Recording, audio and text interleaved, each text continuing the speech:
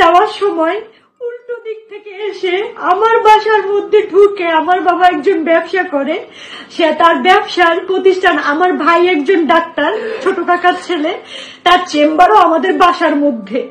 এই চেম্বারের মধ্যে ঢুকে আমাদের পুরো ভাইরা চুইরা কিচ্ছু রাখে নাই, আমার কাকাকে খুঁজতেছিল, আমার ভাইকে খুঁজতেছিল, মানে এরা কোথায়।